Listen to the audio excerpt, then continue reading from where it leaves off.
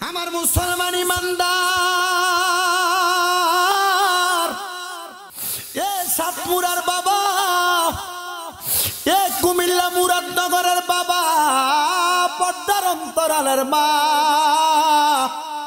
আল্লাহ তাআলার বান্দা, উনি দুনিয়ার জমিনের মধ্যে আল্লাহ তাআলার বেশি ইবাদত করছে, কিন্তু ওনার কাছে খবর আসছে গো আল্লাহর বান্দা, আপনি কি জানেন আপনি যে এলাকায় ইবাদত করেন, এই এলাকার একটা মহিলা এলাকার মধ্যে ব্যবসা বানা করে, ব্যবসা বানা এলাকার মধ্যে দেহের ব্যবসা করে। হুজুর আপনার এলাকার মধ্যে দেহ ব্যবসা চলে, আর আপনি এটাকে বাধা দিবেন না, হুজুর আপনার কাছে কেমন লাগে? ওই হুজুর ডাক দিয়া কই, ইরাক এলাকার মধ্যে বসবাস করি, আর আমি যদি একটা ব্যবসা মহিলার ঘরে যাই দিনের দাওয়াত লইয়া, তখন তো মানুষ আমারে বালা চোখে চাইতো না, আমারে খারাপ চোখে চাইবো, কথা কয় না, ঠিক কি না? হুজুর ডাক দিয়া কয়ে, জগতের মানুষ তোমরা আমার কাছে আসতেছ, আমার এই খারাপ মহিলার ব্যাপারে বলছো, খারাপ মহিলা যদি আল্লাহরে ভয় করতো কোনোদিন এমন ব্যবসা বানাবে হায়াপনা করতো না। ডাক দিয়া কই, হুজুর আপনি চাইলে এই মহিলাটারে হেদায়েত করা সম্ভব, এই মহিলাটারে আলোর পথে আনা সম্ভব, এই মহিলাটারে ইহদিনাস সিরাতাল মুস্তাকিমের পথে আনা সম্ভব। এবার বলেন, ইহদিনাস সিরাতাল মুস্তাকিম, এই পথটা কি বালা পথ না খারাপ পথ? এই পথের মধ্যে আমরা সোনাকান্দার বিশ্বা হুজুররা চলছিল, এই পথের মধ্যে দামতের হুজুররা চলছিল, গৌসে মাইজভান্ডারীরা চলছিল, বড় বড় হক্কানি রব্বানি আল্লাহর ওলিরা চলছিল। কেউ যদি সোনাকান্দার টুপি লাগায় নামাজ না পড়ে, কেউ যদি মাইজভান্ডারের টুপি লাগায় নামাজ না পড়ে, এর লাগে কি আপনি ওই দরবারের বদনাম করবেন নাকি? না না না, দরবারের বড় বড় পীর মাশায়েখ আল্লাহর ওলিরা আমরা হক্কানি সরল সহজ একটা ইসলাম দিয়া গেছে, আর আমরা ওই ইসলামটারে লইয়া ব্যবসা করি। না রে মুসলমান, ওই আল্লাহর ওলি ডাক দিয়া কয়, আমি 3 দিন 4 দিন করে মহিলার ঘরের সামনে গেছি, কিন্তু আমার সাহসটা কুলায় না, আমি যাইয়া মহিলাটারে কমো তুমি বেহায়াপনা কইরো না। 3 দিনের মাথায় আমি মহিলাটার ঘরের ভিতরে বিসমিল্লাহ কইয়া ঢুক কইলাইছি, ঘরের সামনে যাইয়া এই মহিলা যে দাসী বান্দি, মহিলা যে বেহায়াপনা করে, এই মহিলারও একজন সেক্রেটারি আছে, খবর দিছে, হেই তুমি যে বেহায়াপনা করো, ইরাকের বড় মসজিদের ইমাম সাহেব তোমার ঘরের দরজা এসে, কাহিনী কি? আসতে দাও না, তার ভিতরে তো খায়েশ থাকতে পারে। দেখো দেখো, এ মহিলা, তোমার একটা রাত্রের জন্য তুমি একটা পুরুষ মানুষের সঙ্গে সময় কাটাইতে কত টাকা নিয়ে যাও? বলে আমি 1000 দিরহাম নিয়ে যাই, 1000 দিনার নিয়ে যাই।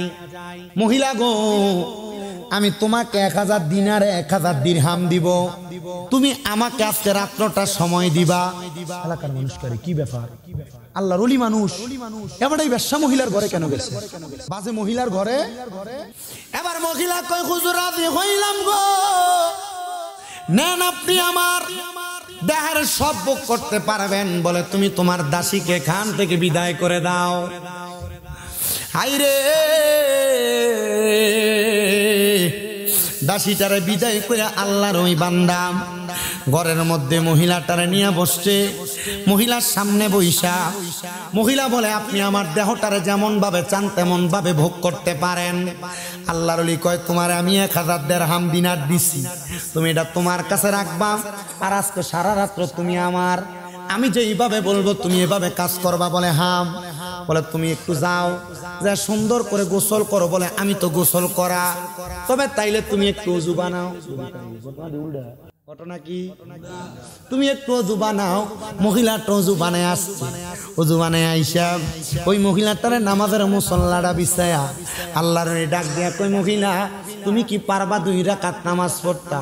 কয়, হুজুর দেহ ব্যবসা করতে করতে আমি দুনিয়ার জমিনের মধ্যে এমন ভাবে চলাফেরা করেছি, আমি নামাজ পড়ে কেমনে আমি জানি না, তালিম তরবিয়ত সম্পর্কে জানা নাই, তালিম চলেনি এলাকা।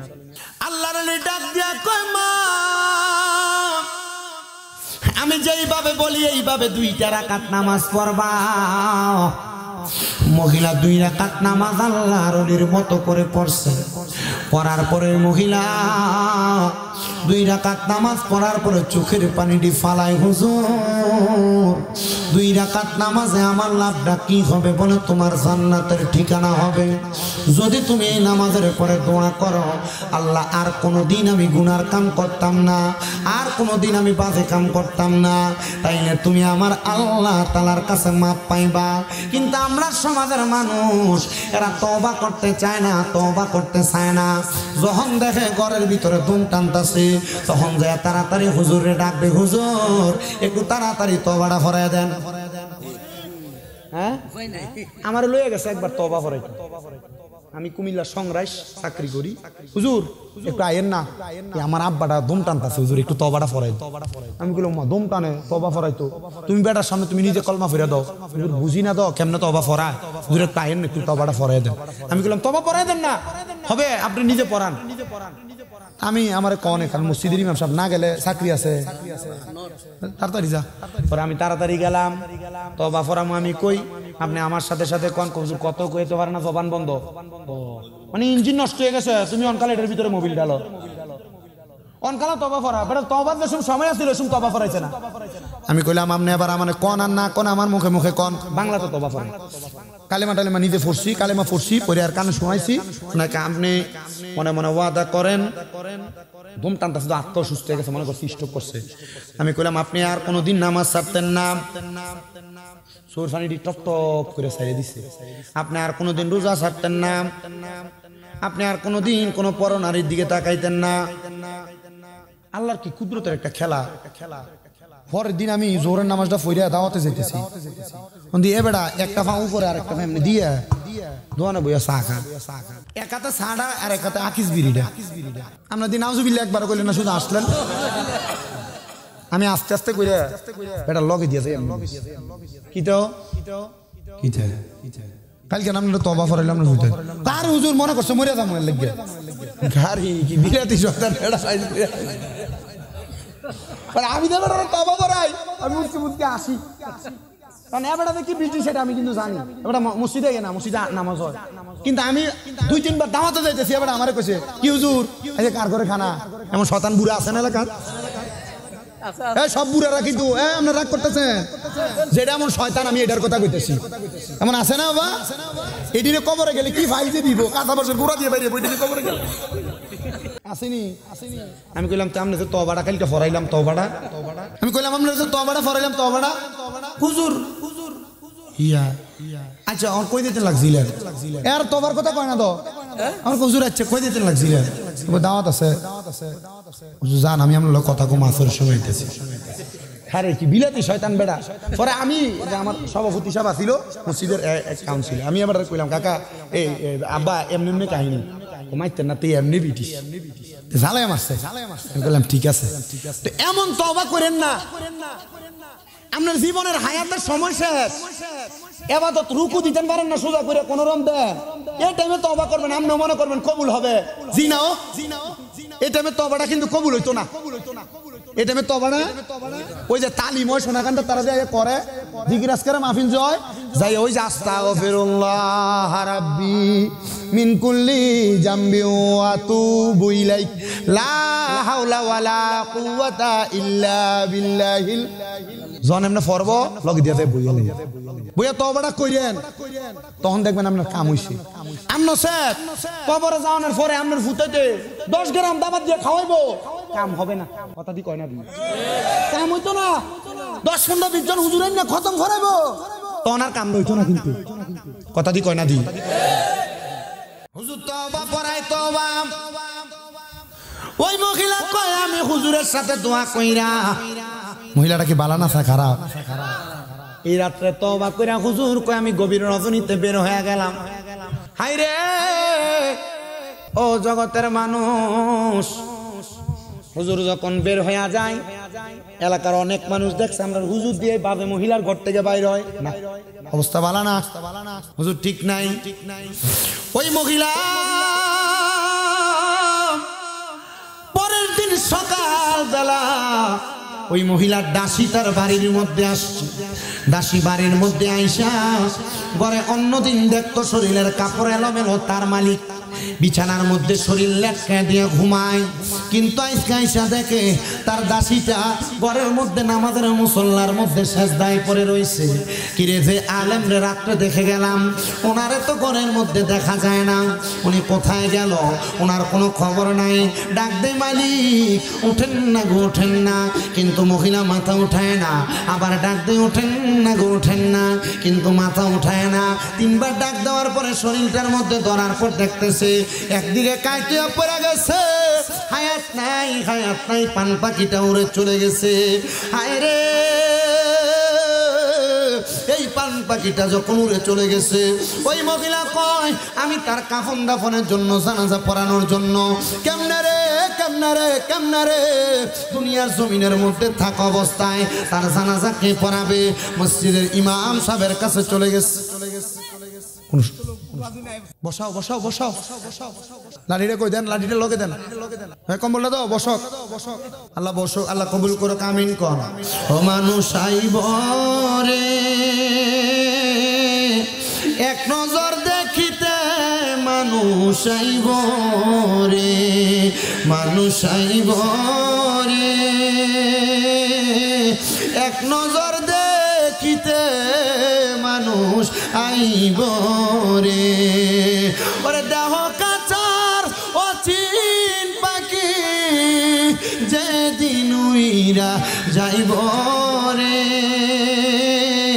এক নজর দেখিতে মানুষ আইব রে, মানুষ আইব রে এক নজর দেখিতে মানুষ আইব রে। ওরে 3.5 হাত মাটির ঘরে চারজনে চার কান্দে করে, 3.5 হাত মাটির ঘরে চারজনে চার কান্দে করে। ওরে যেই দিন তোমায় শেষ বিদায়ে কবরে শোয়াইব রে, এক নজর দেখিতে মানুষ আইব রে, কন্যা মানুষ আইব রে, এক নজর দেখিতে মানুষ আইব রে। একটা জবান বন্ধ রাখবেন না। আপনারা বলেন আমাদের আসল বাড়িটার নাম কি, বিল্ডিং না কবর? ও মুরাদনগরের সাতমুরার বাবা, ও মুরাদনগরের সাতমুরার বন্ধুরা, একটু মনোযোগ দিয়ে শুনেন। ওই বেশ্যা মহিলাটা যখন ইন্তেকাল করেছে, তার দাসী বলতেছে ইন্তেকাল করার পরে তারে আমরা কাফন পরাইব কেমনে? তার জানাজা পড়ার জন্য কেউ রাজি হয় না। আমি চিন্তা করলাম গতকালকে রাত্রবেলা আমার মালিকের কাছে যেই মহিলাটা, মহিলা বলছে আমি দাসী মানুষ, আমি ওই হুজুরের কাছে গেছি যে হুজুর গতকালকে রাত্রে আমার এই বেশ্যা মালিকের কাছে, হুজুর আপনার বিষয় আমি ছাড়া কেউ জানে না। আমার মালিকটা আপনি গতকালকে রাত্রে আসার পর আমি আমার মালিককে জীবনে এক ওয়াক্ত নামাজ পড়তে দেখছি না। আমি ফজরের পরে নাস্তা নিয়ে আইসা দেখি আমার মালিক সেজদায় পড়ে রয়েছে। হুজুর এখন এই কথা এলাকার কেউ বিশ্বাস করে না, আর তার জানাজা তো কেউ যাবে বলে আমার মনে হয় না। হুজুর চিন্তা করলেন আমি নিজে যাব। হুজুর নিজে জানাজার নামাজে জোহরের পরে সবাইরে ডাকলেন, কেউ আসে না, পুরো মাঠ খালি। হুজুর বলেন আমি ওই মহিলাটাকে নিজে কাফন পরায়া দিয়া, তার বান্দা শিরে দিয়া তারে নিজের হাতে কবর কইরা তারে আমি কাফন দাফন করলাম। জানাজা দেওয়ার মতো মানুষ নাই বিদায় তার জন্য কাফন করে আমি দোয়া করে দিলাম। তাহলে বিনা জানাজার মধ্যে তার দাফন হয়ে গেছে। ও মুসলমান, এমন জীবন গঠন করেন না যে আপনি মরার পরে আপনার জানাজা তো মানছে আইতো না। আবার অনেক মানুষ দেখবেন জানাজার মরার পরে মাইকিংও করা লাগে না, মানছের অভাব নাই জানাজার ভিতরে। উনি যখন কাফন দাফন কইরা দিয়া দোয়া কইরা রাত্রবেলা বাড়িতে ঘুমাইছে, পরের দিন সকালবেলা ফজরের নামাজ ইমাম সাহেব আসছে, ইরাকের বড় মসজিদের হুজুর নামাজ পড়াইব। নামাজ যখন পড়াইব কিন্তু হুজুর মসজিদে ঢুকার সময় দেখে অন্যদিন ফজরের সময় মুসল্লি 2-3 জন 4 জন, আজকে মুসল্লির কোনো অভাব দি নাই। ওই করুণার সময় যা হয়েছিল আর মা গো যদি কোনোদিন মসজিদের কান্দা দিয়ে হয়েছে না, জুমার নামাজ 2 রাকাত ছেড়ে দমুরিয়া গুড়গুড়িয়া বাড়িয়ে গেছে, এডিও জন মসজিদের ভিতরে থুপ মুতে ধরে লাইছে, ডরাইছে, হে ডর এটা 2-3 দিন লেগে এরপরে আবার নাই মসজিদের ভিতরে মুসল্লি। এই যে রমজান মাস আইতেছে সামনে, তারাবির নামাজ দা প্রথম 2 দিন মসজিদের ভিতরে এমনে কথা দি কয় না, পরে রোজা 10টা-15টা দাওয়ানোর পরে 2 কাতার তারাবির মুসল্লি প্রথম তারাবি হলে তো 1 কাতারও নাই, এ কথা দি কয় না দি কথা কয় না ঠিক কিনা? আমি যে মসজিদে পড়াই নামাজ, এই মসজিদের ভিতরে 1 বছর খতম তারাবি হইছে, আমার মুয়াজ্জিনে ফাম দিয়ে তারা রাজি করে খতম তারাবি করাইছে। আমি এর আগের বার আর পড়াইছি না ফুজুরা তারাবি এমনি হইতো, পরে আমার কয়েকজন মুসল্লি ধরে হুজুর আপনার পিছনে সূরা তারাবি যদি পড়তাম পারি আমরা ভালো লাগবো, ইমাম সাহেব খতম তারাবি পড়া হুজুর আমার কাছে কেমন জানি লাগে, আমার কাছে তো ভালো লাগে না। আমি মোটামুটি গত বছরে যে তারাবি পড়াইছি সূরা তারাবি খতম তারাবি থেকে 5 মিনিট বেশি সময় লাগে পড়াইছি। ও হুজুর তো কি লেগে জানি ভালো লাগে, কথা দি কয় না দি, কারণ হেতারা জানে যদিও আমার পিছনে যদি তারাবি নামাজ নাম হতো জুমার নামাজের সময় চেহারার দিকে চাইয়া চাইয়া ওয়াজ করি আমি, হে হুজুর জুমার নামাজে চেহারার দিকে চাইয়া চাইয়া ওয়াজ করি। আমার বহুত মুসল্লি জুমা না আইলে পরে জুমা আমার সামনে বয় না, একবার মোটামুটি দূরে দূরে জনেবার দিকে চাইয়া ওয়াজ না করুন। আমি যদি মসজিদে 5 জুমা না যাই, 5 জুমা আমার মসজিদের সভাপতি আর কমিটি কয়ে দিছে আমরা 6 জুমার সময় আউন লাগবো মসজিদে। আসলে যেমন গত জুমা গেছি, এর আগে 4 জুমা গেছি, আমার একবার জিজ্ঞেস না হুজুর আইছেন না কি রে, হুজুর আমরা বুঝছি আমরা যে মাহফিলে থাকে কিছু কয় না, আমি আমার যে কোনো ক্লাসমেট বা লগের সাথী বাইরে ফাড়াই দিই নামাজ পড়াইলা। আমি মাঝে মাঝে জিগাই কি নামাজ হয়নি, মোটামুটি হুজুর চলে আমাকে চল লইল, আমিন কয় না দাও কথা কয় না, আমিন কয় না দাও আরো জোরে আমিন। বাইতুল্লাহ শরীফের ভিতরে যখন হজ করতে গেছি জুমার নামাজ পড়াইছে মক্কার এক ইমাম সাহেব, উনি খুব মুরব্বী মানুষ, হাঁটতে খুব কষ্ট হয়, কেরাত পড়ে যে একবার আপনার কাছে মনে হবে এমনি কেরাত পড়ে আমরা ছোট নাতি দে আবুদ্দা তে নামাজ পড়াইলে তার কাছে ভালো লাগবো, কিন্তু এই বেটাতে বাইতুল্লাহ শরীফের ইমাম সাহেব আচ্ছা নামাজটা পড়লে সওয়াবটা কি 1 লক্ষ টাকা হইতো না? সূর্য কথা না দো, আর আমরা মসজিদের ইমাম সাহেব সূর্য দিন আছে এ মসজিদের নামাজ পড়ে না, ওই 2 গ্রাম ঢেকে এটা সুন্দর এটার পিছনে যা নামাজ পড়তো কথা কন না কা ঠিক কিনা? না না না নামাজের লাগে শুননা মিয়া, নামাজের লাগে খুশু অন্তরের ভিতরে যদি আপনার ইখলাসটা ঠিক না থাকে আর নামাজ পড়বেন আল্লাহু আকবার, নামাজ কে আছে আসেনিও, আল্লাহ আমরা হেদায়েতের তৈয়বা নসিব করো। আজকে 2 ওয়াজ করে 2 মাহফিলের ওয়াজ করে লেখছে, কয় ওয়াজ 2 মাহফিলের ওয়াজ শেষ, আল্লাহ আমরা কবুল করুক। ও শেষ কথাটা এই কিশোরীকে কাছাকাছি আনিয়ে রাখছি, শেষ করতেছি একটু। ফজরের সময় মসজিদে মুসল্লি কম না বেশি, কথা কয় না কা কম না বেশি? বেশি কম, আপনারা মসজিদে কম, ওইখানে হে হুজুরে হুজুর বলে আমি জিজ্ঞাসা করলাম এ মুসল্লিরা এতদিন তো করছি আর না বহু দিয়েছে আর নাহলে একবারে যদি করে লাই পরে আপনার দিত না শোনা আমার মুসলমান এ কবর আছে কিন্তু করতেছি আপনি শোনেন আমার কইয়ে দিচ্ছে আগে দিয়ে ভাই ও আজ যে কত বাইলে নিয়ে ফালান লাগে আমি এটা বুঝতে বুঝতে শেষ। তবে কালকে যে কব যে আশায় উঠে গেছি, আমি আশায় গেছি, আমার কথাগুলো হাসির ছলনায় আমি ভালো ভালো কথা কইছি না, এরপর আপনার বুঝ আপনি মানলে মানবেন না মানলে এটা আপনার ব্যাপার, আমার জিব্বা তো আর আল্লাহ কাটতো না। খাইবা পেটের নারী বুড়ি পায়খানার রাস্তা দিয়ে বের হবে, জোরে জোরে করুন নাউজুবিল্লাহ। ইমাম সাহেব জিজ্ঞাসা করে মুসল্লিরা তোমরা কেন আজকে ফজরের নামাজে এত মানুষ? একজন দাঁড়ায় কয় হুজুর রাতকার স্বপ্নটা বালা দেখছি না। কয় কি স্বপ্ন দেখছ? বলে হুজুর স্বপ্ন দেখছি আমরা রে আমার রহমাতুল্লিল আলামিন নবী বলতেছে স্বপ্নের ভিতরে কি করছস রে কি করছস? তোর একটা জান্নাতি ব্যক্তি রে জানাজার নামাজ ছাড়া দাফন করে দিছস।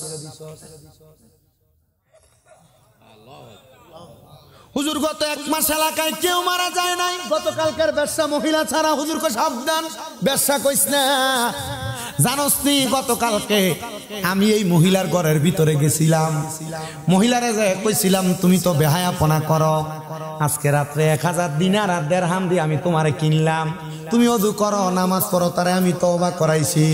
আমি বুঝছি না রে তার ঘর থেকে আমি রাত্র বাইর হয়ে আসার পরে এই মহিলাটা ইন্তেকাল করবে, আর ইন্তেকালের পরেই খারাপ মহিলাটারে আল্লাহ তাআলা হেদায়েত প্রাপ্তর অন্তর্ভুক্ত হিসেবে কবুল করব। ও মুসলমান এবার ওই পুরা এলাকার মানুষ মিলা ফজরের নামাজের পরে ওই মহিলাটার লাশটা তুইলা আবার আমার আল্লাহ তাআলার কাছে জানাজার নামাজ পড়ে কাফন দাফন শেষ করে দিছে। আর এলাকার মানুষ কই হুজুর একটা মহিলা বেহায়াপনা কইরা কিন্তু একটা রাত্র শুধু তওবা করার কারণে আল্লাহ যদি তারা জান্নাতি বইলা ঘোষণা দেয় তাহলে আমরা এত গুনাহ করলাম, আপনারা কোন বাবারা আমরা যদি গুনার জন্য আজকে তওবা করি আমার আল্লাহ আমরাও মাফ করতে পারে কি পারে না? আমরা আম্মা আব্বারা আমরা খাওয়াইতে যায় কত গুনাহ করছে, কত নামাজ ছাড়ছে, আজকের মাহফিল আমরা দোয়া করাম সাতপুরার গোরস্থানে যার মা শুয়া রইছে, যার বাপ শুয়া রইছে, দাদা দাদি আত্মীয় স্বজন শুয়া রইছে, আল্লাহ যেন তাদের কবরটার জান্নাতের বাগান বানায়। আমি জানি না কে কত টাকা দান করছে এই কবরের কথা স্মরণ করে আল্লাহর দিনের কথা স্মরণ কইরা দুনিয়া আখিরাতকে সুন্দর করার জন্য। আমি আর 5টা মানুষ চাই শেষ বেলায় মসজিদের মধ্যে 5000 করে টাকা দান করবেন, পারলে এখন দিবেন, না পারলে 5 মাস 6 মাস পরে দিবেন, না পারলে 1 বছর পরে দিবেন। কে দিবেন 5,000 টাকা মসজিদের জন্য? 1 নাম্বার আমার আব্বা জান বাবা জান দান করবো, সুস্থ মানুষ। নাম কি? জালালউদ্দিন সাহেব। বাবা জালালউদ্দিন সুয়ুতি 75 বার দেখলো নবীজি, এতবার দেখিয়াও নবী তৃপ্তি তাহার হলো না। মদিনা মদিনা আশিক মুমিনের ঠিকানা। আল্লাহ কবুল করো, মঞ্জুর করো। জনাব জালালউদ্দিন সাহেব দান করলো 5000 টাকা।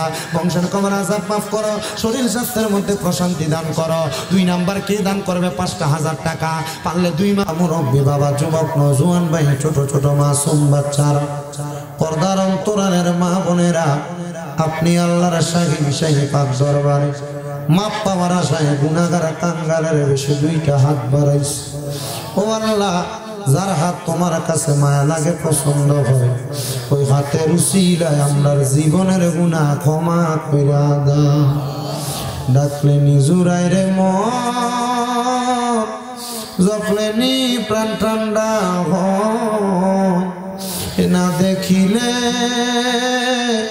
2 নয়নে নয়নে রে আল্লাহ করো আল্লাহ জাগালয় তোমার মনে।